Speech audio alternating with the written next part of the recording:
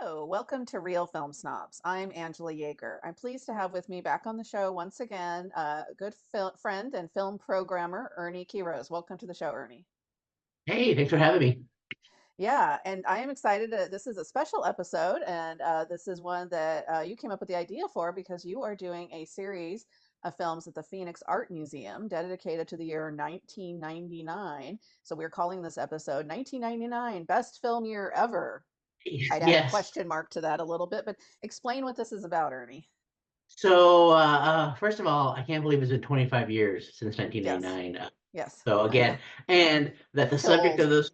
subject of the films of sort of my early adulthood are now at an exhibition at the museum. So that's you want to feel We're old. dinosaurs. We're dinosaurs. Yeah. We're not assuming. So I curated this series that was going to be coming up at the museum, and the inspiration for it is this book called Best Movie Year Ever. And it's all about all the films from 1999, which I remember, in 1999, even then at the time thinking like, oh, these are some really great films. This is a really, really great year. Like, what's going on? And there's a lot of films in the book. There's a lot of behind the scenes stories. I could only fit 5 films in the series, so we're only going to do 5 films. Yeah, and I'm interested because when I started looking up 1999, I mean, gosh, talk about a wealth of riches. It's embarrassing almost. Like the ones we're going to be talking about are five of the ones you picked that you're going to be showing at the Phoenix Art Museum for the series. But the ones you didn't pick are like The Sixth Sense, Toy Story 2, The Matrix, Office Space, Eyes Wide Shut, Iron Giant, But I'm a Cheerleader, one of my all-time favorites. But which actually I saw in 2000. That's one thing I noticed. A lot of these came out technically kind of like limited release at very Yeah. tail end of 99. So I actually saw a lot of these in 2000. So I always associate like 2000 being a great film year because that's when the people that don't live in New York and LA got to see them. But yeah, so I'm curious about why you chose the five you chose. And then could you also say when the series starts? Yeah, so it's gonna be coming up in November, and it's gonna be over the course of about a week. And I just try to pick. I guess ultimately I pick films that I like. I mean, hey, I can do that. You're the But no, I programmer, try to it's your give series. yeah, the programmer, but I try to give a balance of themes, topics, ideas, gender. I really wanted to get Boys Don't Cry in there, but I couldn't get it. We didn't have the time, and we could only do 5. So you make the hard choices, and I was really bummed I didn't get Star Wars Episode 1, The Phantom Menace in there. That forget that was 1999. I purposefully actually missed that one. I saw that one listed and I was like, like Green Mile. There are a few that I was like, not 4-star movies for my opinion. But Well, anyway, this is that well, thing. The book kind of talks about that, like for whatever big Hollywood stuff to indie stuff. Like it was a feast for you, no matter what. And uh, and I think he was talking about some of the groundbreaking stuff in terms of like technology, CGI, and just end of millennium fears, just like what was going on. All of that is represented in the films, and it's all in the book. yeah, and what I would say is, I don't necessarily agree with it. I mean, I haven't read the book, but I wouldn't say 1999 was the best film year ever. What I would say though, when I went back and looked at these films, the specific five we're reviewing, the studios that put them out, most of these studios don't exist anymore, which was actually very interesting. For instance, one of the films was put out by Paramount Vantage, which was Paramount's indie arm. There was this big trend that started in the 90s, in part because of Miramax, quite honestly. I have to give them some credit there, not credit in a lot of other areas. But like Sony Pictures Classics is one of the only ones existing of that, where the major studios had these indie arms where they would put out the more daring films. And so you had Paramount Vantage and those types of things, and those don't exist anymore. And which actually makes some of these films a little hard to find because the studios that put them out are don't exist anymore. Yeah, yeah, well, that was another thing is that I was limited on what rights I could get. There were some films that I tried to get that the rights is sort of in limbo, and this company got sold to that company, and where could no one knows who their rights are with anymore. So Yeah, it's really unfortunate. Yeah. So let's dive into the movies. I rewatched all of these. I saw all of these in 1999, and I owned three of the five. Because, like you, this was my sort of one of my peak periods of watching movies. I was, 1999 is right before I moved to Salem. Actually, I just graduated college. I was, so I was, this is a pretty big period for I think both you and me were similar ages. So our first movie is Being John Malkovich by director Spike Jonze. John Cusack stars as a puppeteer who discovers a portal that leads literally into the head of movie star John Malkovich. The film also stars Cameron Diaz as Lonnie Schwartz, the wife of the puppeteer, and a great Catherine Keener, one of the great actors of the '90s and every decade, let's face it, but as Maxine, the love interest of both Craig and Lonnie Schwartz. So this is known in a way for being the first movie that writer Charlie Kaufman got made in Hollywood. Charlie Kaufman, of course, today is considered this groundbreaking mastermind writer, but this was the first film of his that actually got out into the world and got him known. And I think it's one of his best movies, in part because he went on to direct some of his own movies, but I think the combination of Spike Jonze, who is maybe not as weird as Charlie Kaufman. Because I think when Charlie has his own way, he makes things like Synecdoche, New York, where you're like, okay, that was interesting. Don't know what the heck was happening. But Spike Jonze manages to take all this craziness that's happening in Charlie Kaufman's head and make it into a movie that actually makes sense for us and is enjoyable. I owned this movie, but I hadn't watched it in quite a few years. And one of the things, reflecting back on it, is I had forgotten how unlikable the John Cusack character was. Probably because I had a big crush on him when this came out in 1999, because I was still like, oh, he's Say Anything, he's Lloyd from Say, and he's a horrible jerk. He immediately, as soon as he meets Catherine Keener's character, wants to cheat on his wife and pursues this other woman, and he's a horrible person. And I kind of forgot that, and rewatching it, it was very interesting. And then to see him kind of get his just desserts was also very rewarding in a way. Yeah, I'm with you there too. I hadn't seen it in a long, long time. I owned it and then rewatched it for this one. And you're Hmm. right. I remember the first time, I mean, yeah, 25 years ago, almost being feeling sorry for him at the end where he's Yeah, sort of, yeah, or we would have a spoiler alert, where he's trapped in the body of basically his daughter and he's sort of in prison looking at longingly at Maxine. I kind of felt sorry for him, but this time around I was like, no way. I'm like, you were a yeah, jerk and like, from the minute go and no sympathy at all. I mean, yeah. maybe a little bit of sympathy. Well, and But Maxine is kind of a bad. She's not a very nice character either. Really, he's a terrible Lottie ends person up being too. sort of the hero of the movie, Cameron Diaz's character, which I Yeah. don't remember feeling like 20 plus years ago that I took it to mean that. So it's interesting how it changes your perspective. Yeah, yeah. And also, one thing that always struck me is John Malkovich wasn't that known of an actor at the time, and I was always like, did they write this? Did they write a generic script of, well, okay, we're gonna try to find some actor, and whoever it is, like that's gonna be the movie, that's gonna be the name of the movie. But I guess they always had it with John Malkovich was always gonna be that one, and It took it's him so two funny. years, right, to convince him to Yeah, do it. In took him typical two Charlie years. Kaufman fashion, he wrote it around Malkovich, including the stuff about him being a theater actor and being this actor that people kind of recognize, which is a through line in the joke in the movie that I loved. It made me crack up even harder today. That people always see him and like, oh yeah, you're that guy from you were that heist movie, and he's like, oh, You're I'm not in the the heist jewel movie. thief. You're the jewel Jewel thief. thief, Yeah. right? And because he is that kind of person, like people would often go, I know I've seen him in something, but I don't know what it was. And there was like this through line. So you could tell that Charlie Kaufman wrote it with that specificity of the Malkovich character. And then when John Malkovich read it, he was like, I don't want to do this. This is like a whole movie where people are inside my head. But eventually, luckily for all of us, they wore him down. So, Yeah, yeah. And then one real quick thing before we go, that I really, again, watching it with contemporary eyes, is the idea of trans identity and the idea mm, of not being comfortable in your body. Because when Lottie goes into John Malkovich, all of a she's sudden, yeah. sort of, yeah, all of a sudden she's like, I know what is that what it's like to be a man? Is that what it's like to be like comfortable in your skin and sort of have this power or have this, confidence or whatever, and like she's never had that and she wants that, and then they do talk about like gender reassignment surgery and stuff like that. So just 25 years ago, no one was thinking about this. This wasn't, Right, especially thought about mainstream that. Hollywood films, which we have to also Mainstream Hollywood, remind yeah, people this exactly. movie was put out by Universal. This was not put out by some tiny little, like, I was almost going to say this wouldn't be put out today, but it might be by A24 or Neon, but it would Yeah, not be put out by Universal Pictures. They're too busy making the umpteenth exactly. Mummy remake or whatever. So, like, this is not, so, like, yeah, I mean, very progressive in that way. Lottie's journey, and I think that's why she ends up becoming, she's, especially today, is the hero of the movie, which is pretty Yeah. cool. So, okay, so yeah, next one's yours.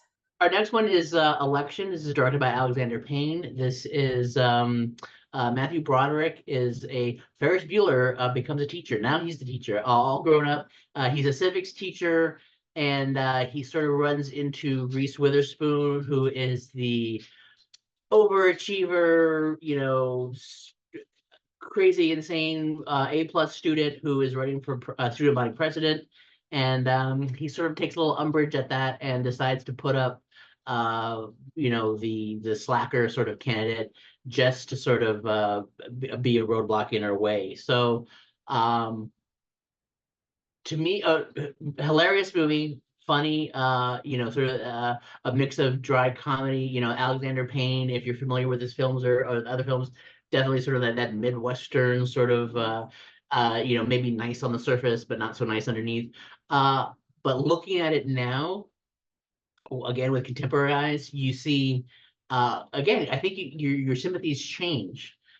Because the Reese Witherspoon character, who is this sort of overachieving, overbearing character, I think 25 years ago, um, you know, you maybe you weren't on her side, but now I think especially with contemporary politics going on now and how powerful women are sort of demonized, you see that like she didn't do anything wrong, and like why is this teacher so upset by her, and why does he want to stop her from her goal, and like she only has again, just because she's a powerful woman and he's threatened by Mhm. that. Yeah. And It's there it is feels way different than it did watching it in 99. yes, Yeah. yes. And then there's a sexual angle too that also changes, I think, post Monica Lewinsky. Because if you remember Lewinsky, we all made fun of her. She was the butt of jokes during the Clinton years when all that went down. But it's been only the last couple of years where we've sort of reassessed. Well, Lewinsky, she was a victim, and she was preyed upon by this powerful man. And why did we make fun of her? Why did we let Bill off the hook? And so in the movie Election, she's sleeping with one of the teachers, and that sort of causes some of the sexual tension. But there's almost that dynamic also to the film. Yeah, you're right. When I first saw it, I was like, "Oh, wow, Reese Witherspoon's character is the villain." Right? But when you rewatch it, it's like Matthew Broderick's character is a teacher. He's in a more of a position of power, and he becomes obsessed with the fact that this girl is ambitious and wants to stop her. It's like he can't handle the fact that this smart young woman, and yeah, she's doing some things. She is sleeping with another teacher, but it's like she can't, he just wants to bring her down, and he makes it like he becomes obsessed with it. And so yeah, it Mhm. totally does change your perspective. This was like Alexander Payne's second movie he ever made, after he made it after Citizen Ruth, but really his first well-known movie. And then of course today he's gone on to do movies like The Holdovers and Sideways. But this is where he really, I think this is still, for my feeling, this is still one of his best movies. I love Election. I own this one. Uh, and I think it's probably one of Reese Witherspoon's best performances by far. I wish she would get back to, for so long she did like the Legally Blonde, where she always played the likable, cute, Southern Belle or whatever. And she showed in this movie she's got real chops to have a different dynamic range and to play different sides. Yeah, like you said, like at the time, she wasn't the likable character, but I think looking at it now, like, she's exactly. I mean, she's totally.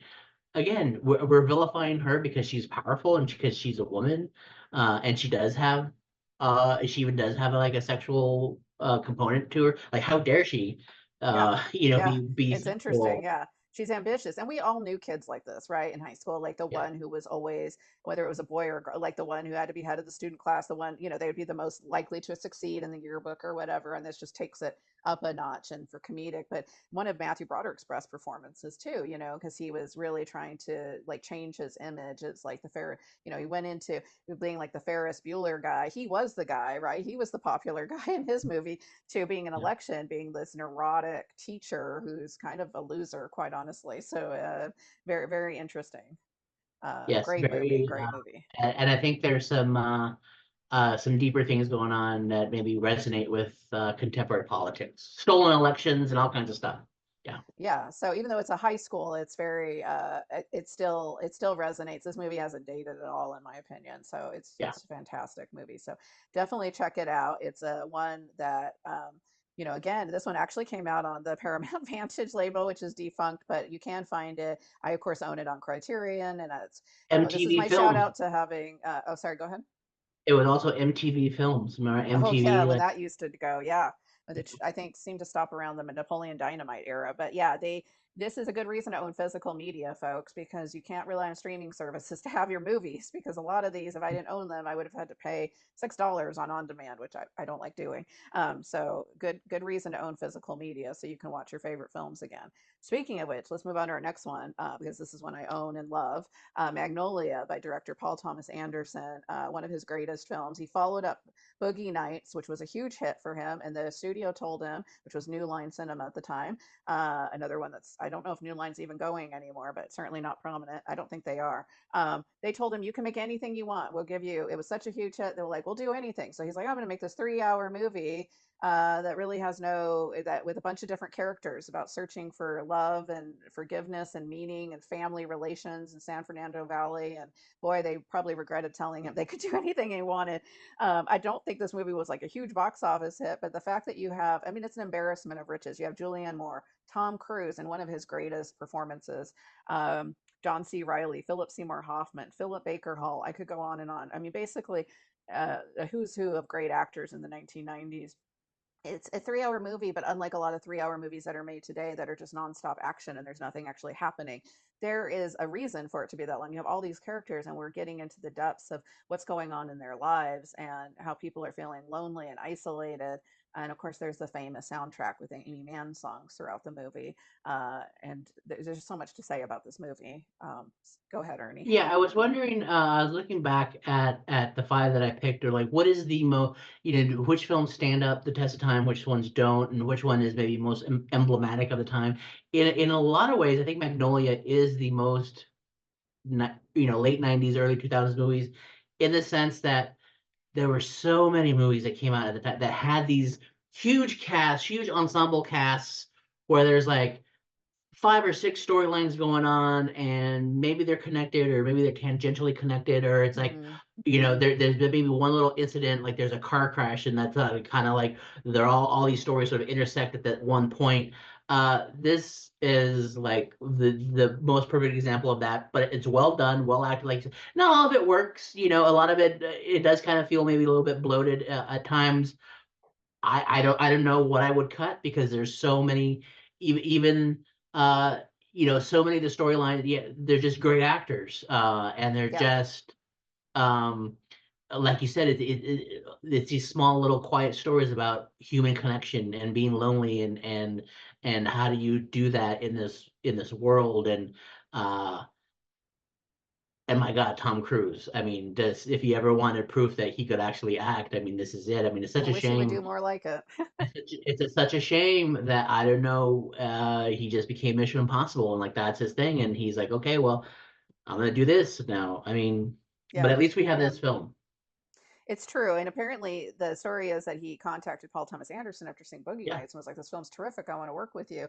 Then Paul Thomas Anderson sent him this part for Magnolia, and it's not a likable character. And so, and Tom Cruise is like, I don't play not like, so he had to be kind of talked into doing it, even after I don't know what he thought the guy was going to write for him, but Paul Thomas Anderson isn't going to write some like, risky business type character for him or cocktail type character. So, but then he agreed to do it, and I hope he's glad he did because it's one of the few movies he's made where you really get to see his acting chops. And Well, yeah, and I think the same year as Eyes Wide Shut, so you have two hmm really great roles for Tom Cruise, and I don't know if it's I think Nicole Kidman maybe convinced him to do so and this. So hey, hats off to her that she was able to do that, and we got two really great roles of Tom Cruise in the same year.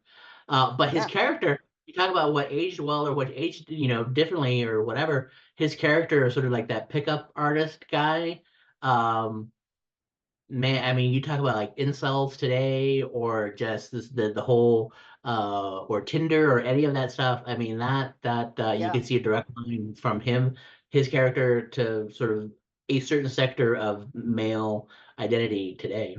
Yeah, well, it's definitely worth watching. It's I love this film. It's not my favorite Paul Thomas Anderson film, but man, is it a great film. And it's hard to, again, it's another one that if it was put out today, if it even got made, it'd be by a big small studio. It'd be an A24 and then it wouldn't do well. It'd be basically like an RES. It would be like Beau is Afraid, and that would be a 3-hour movie that people go, "Oh, we don't really get it," and then it would I flop. think I read somewhere it would be like a 10-part, Apple Plus series. I think Oh that's God, that's more that's depressing even than what I that's that's suggested. Yeah, exactly. that's where, Exactly. That's what it would be. It would be on streaming. It wouldn't even be in theaters, and that's really, yeah, depressing to think about. But great film. Definitely glad you chose this one. So anyway, we should well, move thank you. on. So our next one is Run Lola Run, Tom Tykwer. This is and this is I think it came out, see, 98 in Germany, but 99 in the US, so we're counting at 99. This is the German film Famke. How do you pronounce her last name? I never Johnson. I don't know. I might be saying it wrong though. know the female lead. Oh, the female lead. Yeah, sorry. Yeah, Franca Potente, maybe Okay. Anyway, Franca. so she basically, I mean, this is as simple as it gets. She gets a call from her boyfriend, and she has 20 minutes to get like 20,000 marks for him, or else he's gonna die. The sort of he's like a low-level gangster guy, and he's lost this money, and in 20 minutes his boss is gonna come, and if he doesn't have the money, then that's it. So she has 20 minutes to try to come up with this money. Um, the plot is no deeper than that, basically. Hmm. But what happens is, for people that if don't know, I mean, just this absolutely frenetic, propulsive, chaotic story of her trying to get the money. She doesn't get the money, but then somehow she's able to, like, it's never really made clear. Is she going back in time? Is this an alternate reality? Is this like multiple universes or whatever? She tries a different way to get the money. That also fails. Again, she kind of goes back to film. We see her go back. She starts over with the phone call. Hmm. And then she tries a third time to try to get the money. And this time it works. And it really, another thing in the 90s, this was another thing of nonlinear storytelling, of seeing things from different perspectives, of seeing playing with time and time loops and all this stuff. And this sort of like, oh my God, this takes it to a whole nother degree, where we sort of see in almost real time these 20 minutes play over three different times of her trying to get this money. Yeah, and it's also, I saw this when it came out in theaters, and it's one of the ones I didn't own. It's not one of my favorite films. It's probably my least favorite out of the five we're reviewing. I feel like this one's dated in some ways because I know they just had an anniversary screening of it too here in our local theater, and I purposely didn't go see it because I wasn't a huge fan. But then I rewatched it for this episode, and a lot of the stuff that I now dislike in movies is here on display, like really quick cutting, constant cutting, this kind of propulsive electronic beat every time she's running. She obviously does a lot of running in the film, and this like electronic score that I didn't love. But I would say like her performance is really, really good. And I felt really sad that like her after career, she should have been launched into some kind of stardom. And instead she got cast as the girlfriend in all the Bourne Identity movies. Yeah. She just, that's became her post Run Lola Run career. But it does get this idea of the butterfly effect, the fact that you're like, if you make one small difference in your decision, it affects this whole chain of events that happens after. And that was kind of cool. I did think it funny in the trailer when they showed the original trailer for the movie. One of the critics said, Tom Tykwer, the guy who directed this, is going to be the next Fassbender or something. And Yeah. they were a little I wrong remember. there. He didn't do too Yeah. much after this one. Yeah. Yeah. No, I mean, definitely these ideas now of the multiverse or whatever are so mainstream now, and you don't really have to explain it to audiences. I remember when this movie came out, people were just like, "Whoa, how could she do that? How did she go back in time? And how did she live again? How did she come Yeah, back to yeah. life?" And people were just so utterly perplexed by this and could not wrap their heads around it. And the movie doesn't provide the answers, and the movie doesn't explain what. Uh, and as she's going on her journey, this 20 minutes, she kind of bumps into different people, and we get these like weird little flash forwards of these side characters of their lives, and each time she does it, it's different. So Hmm. all these characters, they have these weird branching realities, but people were like utterly just like, what? How can that be? And of course now it's like, we had an Oscar-winning film that about multiverses, and Yeah. everybody, this is all mainstream, entertainment now. It's true. It's true. Yeah. And it's But definitely you're it's right. short and action filled. So if you don't, it's like the antithesis to Magnolia, really, in that way. So And you're right. I mean, it's the most 90s, late 90s soundtrack you could ever imagine. It's that techno, which, you know yeah. what? I own the soundtrack as a separate, I had it on CD, and I don't Oh know, wow. I was really into that music at the time. But it's probably the most dated of the five, easily the Yeah. most dated. Well, let's quickly move on because I do want to get to the Virgin Suicides because man, this one I love this film. So Virgin Suicides is our next one, our last film. Sofia Coppola, her directorial debut. It's about five sisters who were sheltered by their overly strict religious parents, played by the great Kathleen Turner, James Woods, and great performances in like a suburb of Detroit. It's a period piece set in the 70s, and it's all kind of through the perspective of these boys that go to school with them that live near in the neighborhood. It's based on a very popular book by the great writer Jeffrey Eugenides, and Coppola read the book and was like immediately envisioned the whole movie in her head and was like, I want to make this my first movie. And you can tell in a way that because that she was so passionate about it because I'd say it's almost a perfect movie. It's I rewatched it recently. It's gorgeous. Number one, Coppola, all of her movies are well shot. That's one thing about her is she has not made a bad looking movie. Even for people that were bored out of the heck out of Priscilla, you have to admit it was a good looking movie. This one is beautiful. It has this amazing performance by Kirsten Dunst as sort of kind of the most wild of the five sisters. But it does something that I think Coppola does really well in her films, which is kind of create this air of mystery. It doesn't over explain or overtell anything. These five girls, what happens to them is never really explained because it's from the perspective of these boys who view them from this distance of like not really knowing them. And I love that about it. It's not a movie for everyone, but it's definitely a movie for me. I love this movie. Yeah. I rewatched it recently, and I mean, even at the time, you're blown away of like this is a first time filmmaker. Oh, it's They so confident.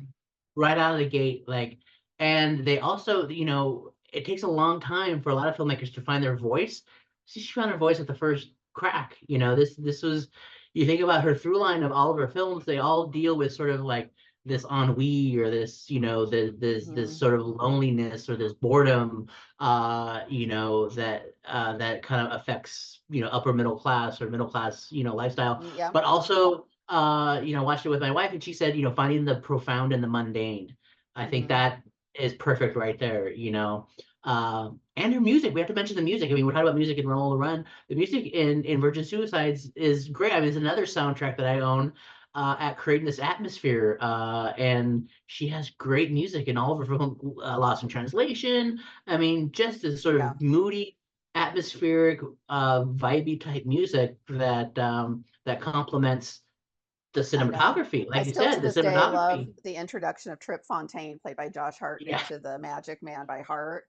I mean, the introduction of his character, just like perfect chef's kiss, right? Like just the perfect music. I mean, yeah, the soundtrack is fantastic. And I can't say enough about this movie. And it is on Criterion Collection. So I recommend this is a good one to buy on disc because it's another one that was put out by Paramount Vantage. So it's hard to find. I think you can get it maybe on Paramount if you have that streaming service, but a great film. Unfortunately, we're out of time, Ernie, but please, if you live in Phoenix or you're visiting there in November, check out this film series.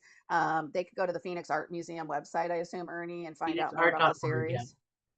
and also check out the book. Read the book. Yes, and the author will be there for the Run Lola Run screening. And so there will be after post film discussions, I assume, after all the movies. But for that particular movie, if you see Run Lola Run, the author of the book will be there. So thank you again, Ernie, for being on the show. As always, have a great day and great movies. Thank you. Thank you.